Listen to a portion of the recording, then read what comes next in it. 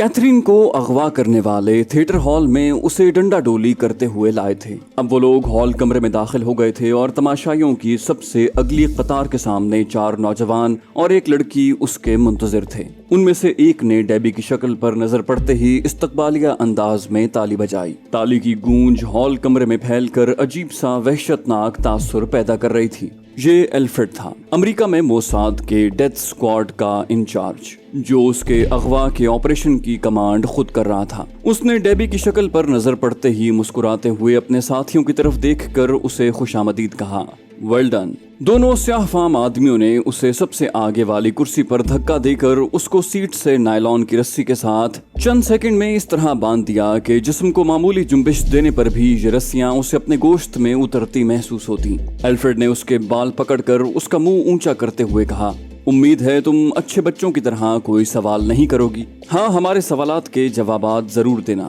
मैं तुम पर यह वाज़ेह कर दूं कि अगर तुम शमून के कत्ल में बराह रास्त मुलव्विस नहीं तो हम तुम्हें मौत की सजा नहीं देंगे, बसूरत दीगर तुम्हें भी मरना होगा। उसके साथ ही उसने पहला सवाल किया, माइकल कौन है? डेबी कोई आम लड़की नहीं थी। आयरिश रिपब्लिकन आर्मी की तरफ से उसने अब तक 5 कामयाब ऑपरेशन किए थे। CIA से उसके रवाबित थे और फलस्तीन की तंजीम आज़ादी से अपनी तंजीम के हुक्म पर वो ताउन कर रही थी। वो बड़े मजबूत आसाब की लड़की थी। जिस्मानी तरबियत के बड़े कड़े मराहिल उसने तय किए थे। डेबी ने पुरसुकून लहजे में कहा, मुझे नहीं मालूम। एल्फ्रेड ने अपने दाएं हाथ खड़ी दरमियानी उम्र की उस औरत की तरफ देखा जिसकी राल डेबी को देखते ही टपकने लगी थी। उसने दरमियानी उम्र की औरत की तरफ देखकर अपनी बात मुकम्मल की, ठीक है, मार्था तुम्हें कुछ याद दिला देगी। मार्था ने आगे बढ़कर एक हाथ से उसके खूबसूरत बालों को इस तरह काबू किया कि डेबी के सर में अंगारे तैरने लगे। दूसरे हाथ से डेबी के गाल पर इतना जोरदार थप्पड़ मारा था कि एक ही थप्पड़ से उसका मुंह खून से भर गया, लेकिन वो जब्त किए बैठी रही। मार्था एक सुरूर और नशे की कैफियत में रुके बगैर अपना काम कर रही थी। यूं लगता था जैसे उसे अजियत देकर मार्था अपनी खास हिस्स को तस्कीन पहुंचा रही हो। उसने एक के बाद दीगरे 3-4 थप्पड़ उसके मुंह पर मारे। डेबी को अपने कान बहरे होते हुए महसूस हुए। उसके साथ ही उसने डेबी का गिरेबान चाक कर दिया। फिर अचानक ही उसने अपनी पतलून की जेब से एक छोटा सा लकड़ी का रोल निकाला। खुदा जाने ये किस लकड़ी का बना 1 फुट का टुकड़ा था जिससे वो डेबी के जिस्म पर जरबात लगा रही थी। हर जर पर डेबी को अपने बदन की हड्डियां तड़कती महसूस हो रही थी। जैसे ही उसके मुंह से कराह निकलती एक सिसकारी सी मार्था के मुंह से बरामद होती, वो पहले से ज्यादा जोशो खरोश से अपना काम शुरू कर देती। डेबी की चीखों और वहां मौजूद मोसाद के दरिंदों के कैकहों से सारा हॉल गूंजने लगा था। यूं लगता था जैसे कोई बहुत डरावनी फिल्म चल रही है। मार्था ने दीवानावार कैकहा लगाते हुए उसके नाजुक आज़ा पर तबाह आजमाई शुरू कर दी। डेबी समझ गई कि ये नॉन स्टॉप तशद्दुद उस पर उस वक्त तक जारी रहेगा जब तक कि वो उन लोगों के हुक्म की तामील न करे। उसने 3-4 मिनट की जानलेवा अजियत के बाद महज चंद सेकंड जान छुड़ाने के लिए बताती हूँ चिल्लाना शुरू कर दिया, लेकिन मार्था माहिर सर्जन की तरह अपने काम में मसरूफ रही जब तक कि एल्फ्रेड ने उसे रुकने का इशारा नहीं किया। एल्फ्रेड ने कैकहा लगाया, अच्छा तुम्हारी मर्जी, मैंने तो तुम्हारे पहले बयान को ही सही समझ लिया था। कैथरीन ने रुक रुक कर कहा, मुझे उसके सही नाम का इल्म नहीं। मैंने एक लंबी रकम के इवज सिर्फ इतना काम करना था कि माइकल नाम के एक शख्स के साथ न्यूयॉर्क से सैक्रामेंटो तक सफर करूं। डेबी के जिस्म का रुआं दर्द की शिद्दत से फड़क रहा था। एल्फ्रेड ने दीवानावार कैकहा लगाया, झूठ बोलती हो तुम। उसके साथ ही मार्था भूखी शेरनी की तरह उस पर पिल पड़ी। यूं लगता था जैसे किसी वहशी और पागल बच्चे के हाथ कोई नाजुक सा खिलौना लग गया हो। उसने रस्सियों से जकड़ी डेबी के साथ गैर इंसानी तशद्दुद का भयानक अमल जारी रखा। डेबी ने उस वक्त तक अजियत बर्दाश्त की जब तक कि वो बेहोश न हो गई। बेहोश होने से पहले जो आवाजें उसके कानों में पड़ी वो उसके लिए हयात नौ का पैगाम बन गई।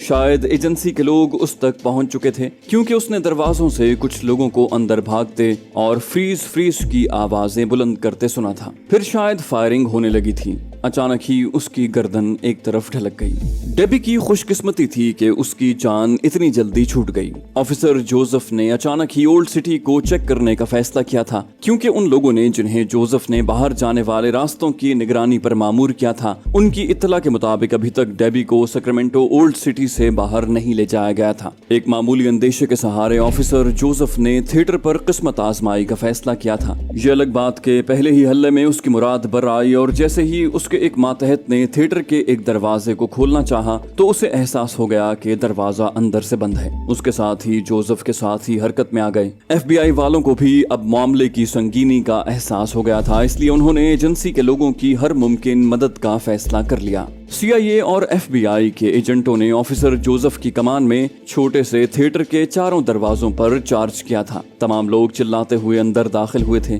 जोसेफ और FBI के मकामी चीफ ने हवाई फायरिंग भी की थी, लेकिन दूसरी तरफ से खुदकार असलहे की पहली बाढ़ ने उन लोगों को जमीन चाटने पर मजबूर कर दिया। एक लम्हे के लिए भी अगर वो चूकते तो कम से कम वो तीनों एजेंट मारे जाते जो आखिरी दरवाजे से अंदर दाखिल हुए थे। अचानक ही रोशनियां गुल हो गईं। जोसेफ जमीन पर लेटा लेटा चिल्लाया, दरवाजे पर जमे रहो। मज़ाहमत में होने वाली जवाबी फायरिंग का सारा जोर आखिरी दरवाजे पर था। तीनों एजेंट जिन्होंने उस दरवाजे पर चार्ज किया था, रेंगते हुए किसी न किसी तरह हॉल कमरे में कुर्सियों के नीचे जान बचाने के लिए जा घुसे। उनमें से एक के बाजू में गोली लगी थी, जबकि दूसरे की खुशकिस्मती के गोली उसके बालों को छूती गुजर गई। जोसेफ को एहसास ही न हो सका कि वो लोग कब और कैसे फरार हुए। उसे तो होश उस हेलीकॉप्टर की आवाज सुनकर आया था जो थिएटर की छत पर मंडला रहा था। हॉल में सिर्फ उन लोगों के पिस्तौलों से निकलने वाली गोलियां ही डरावनी आवाजें पैदा कर रही थीं। जवाब में फायरिंग बंद हुई तो जोसेफ चौंका। उसने चिल्लाते हुए अपने साथियों को हुक्म दिया, दरवाजे खोल दो,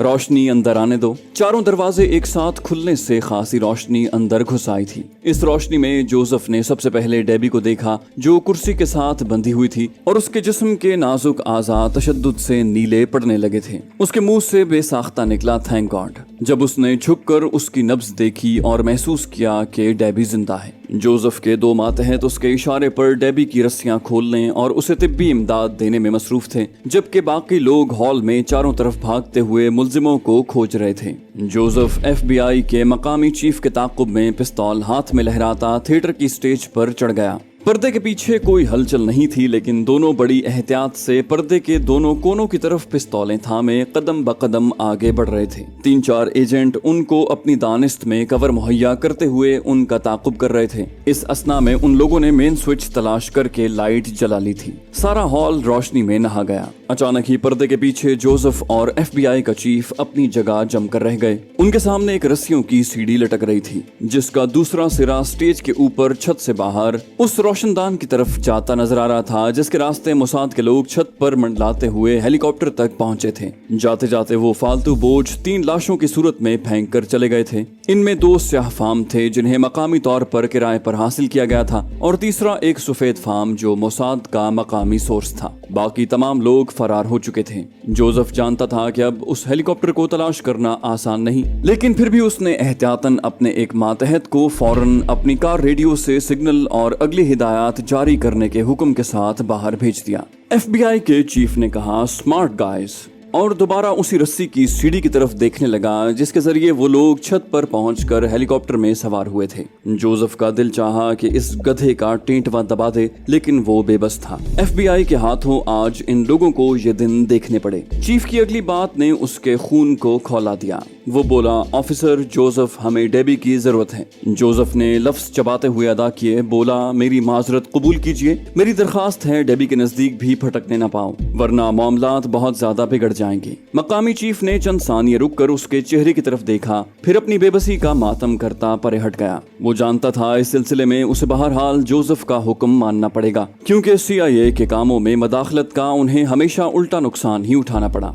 अगले रोज सुबह की फ्लाइट से जब जोसेफ वर्जीनिया की तरफ महवे परवास था, तो ये खबर उसे मिल चुकी थी कि कैलिफोर्निया में 2 और न्यूयॉर्क में 3 फलस्तीनियों को पुरस्कार तौर पर कत्ल कर दिया गया है। इनमें से एक सैक्रामेंटो यूनिवर्सिटी का प्रोफेसर हसन तलाल भी था। पुरस्कार माइकल मरने वालों में शामिल नहीं था। शायद मोसाद के लोग उसकी असलियत का पता लगाने में नाकाम रहे थे। ओ मेरे खुदा, वो एक मर्तबा फिर चकरा कर रह गया कि अब फलस्तीनी इन कातिलों का इंतकाम और हिसाब लेंगे, क्योंकि इन लोगों का ताल्लुक फलस्तीनियों के इंतहा पसंद ग्रुप से था। लैंगले ऑफिस में अपनी रिपोर्ट फाइल करते हुए उसने मोसाद के डेथ स्क्वाड को अमरीकी सलामती के लिए चैलेंज करार देते हुए अमरीका में डेथ स्क्वाड की सरगर्मियों को सख्ती से कुचल देने की तजवीज भी पेश की थी। ابو احمد نے CNN پر شہداء کی لاشیں دیکھی اور پہچانی تھیں۔ اس نے خدا کا شکر ادا کیا کہ ان میں حماد موجود نہیں تھا۔ ڈبڈبائی آنکھوں اور بھرائے ہوئے دل سے اس نے اپنے شہید ساتھیوں کی مغفرت کے لیے ہاتھ بلند کیے۔ اس کے ساتھ ہی اس کے 3 ساتھیوں نے بھی ہاتھ اٹھا دیے۔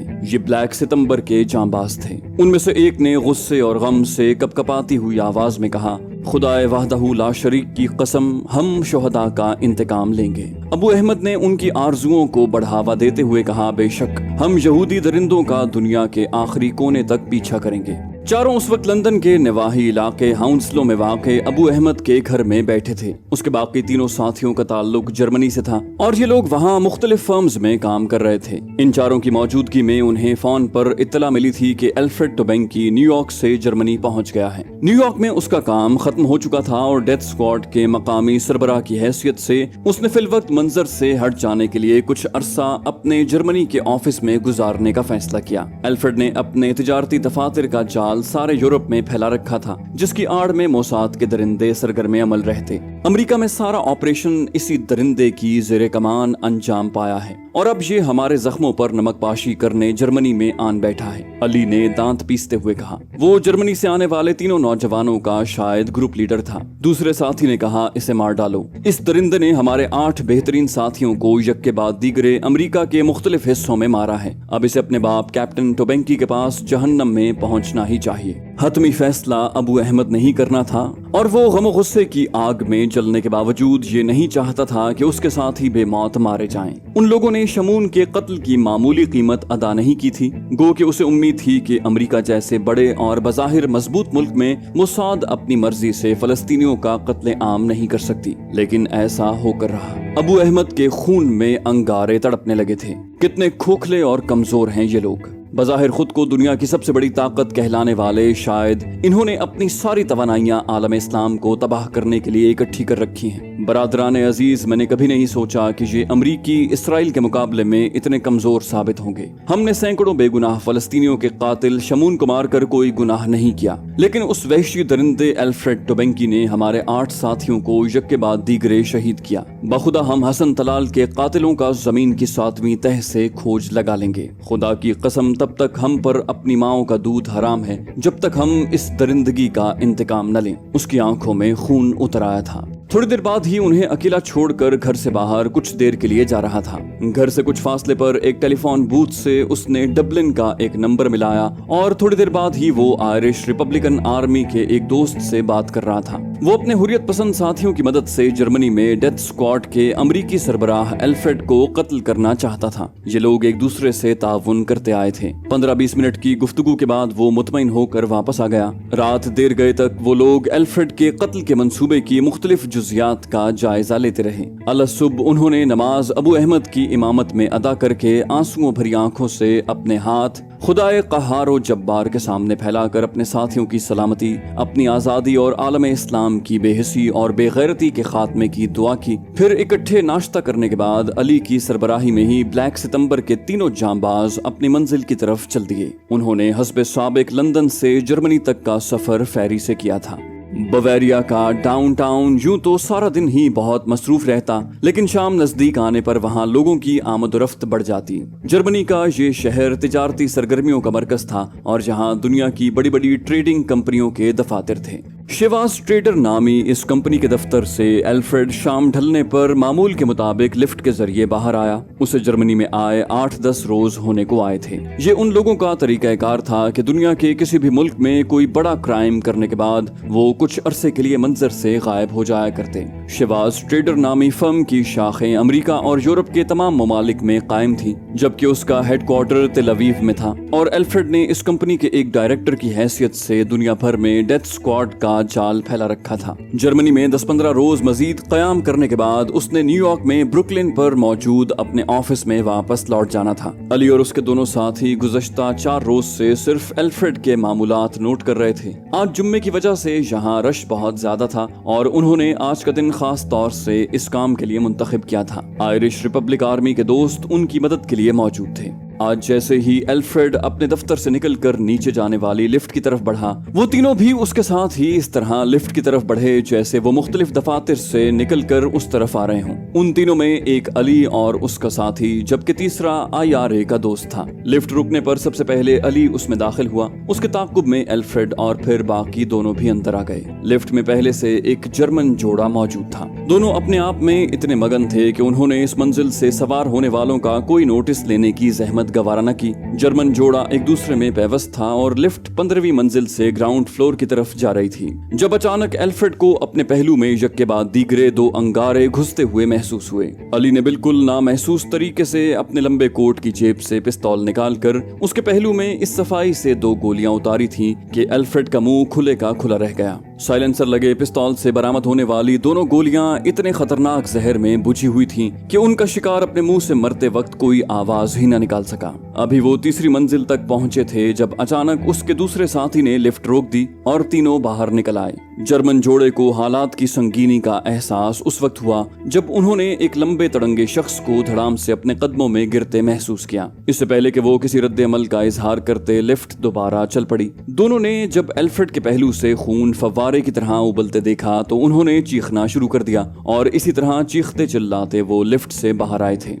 लिफ्ट के मुंतजिर नीचे खड़े लोगों को अपनी बात समझाने में उन्हें कम से कम 1-1.5 मिनट लगा, क्योंकि अभी तक उनके औसान ही बहाल नहीं हुए थे। उनके गिर्द मजमा इकट्ठा हो गया था, जिसमें जर्मन पुलिस के 2 सिपाही भी मौजूद थे, जिन्होंने अपने हाथों में वॉकी टॉकी पकड़ रखे थे। उनका ताल्लुक गश्ती पुलिस से था और एक दूसरे से ये वॉकी टॉकी के जरिए राब्ता रखते। अली और उसके साथियों ने अपनी दानिस्त में मंसूबा बड़ा शानदार तैयार किया था, क्योंकि उन्होंने लिफ्ट से बाहर निकलते ही उसकी वापसी का बटन दबा दिया था और इससे पहले कि लोग लिफ्ट को रोकते उसकी वापसी का सफर शुरू हो गया। उसके साथ ही वो तीनों 2 अलग अलग लिफ्टों के बटन दबाकर खड़े हो गए, लेकिन रश की वजह से लिफ्टें नीचे आने का नाम ही नहीं ले रही थीं। सूरत हाल बड़ी गंभीर हो चली थी। अली ने फौरन ही सीढ़ियों के जरिए नीचे उतरने का फैसला कर लिया था और वो अकेला ही सीढ़ियों के रास्ते नीचे उतरने लगा। उसके ताक़ुब में उसका फलस्तीनी साथी आ रहा था, जबकि IRA वाला साथी वहीं खड़ा रहा और वो लिफ्ट के जरिए ही नीचे उतरा। अली और उसके साथी की बदकिस्मती के जैसे ही उन्होंने सीढ़ियों के रास्ते बाहर निकलना चाहा, परेशान हाल और घबराए हुए जर्मन जोड़े की नजरें सीधी उनकी तरफ उठी। वो भी उन लोगों को अपनी बात समझाने की कोशिश कर रहे थे। जैसे ही उन्होंने अली और उसके साथी को आते देखा, जर्मन नौजवान और उसकी साथी लड़की ने चिल्लाते हुए उनकी तरफ इशारा किया, कातिल।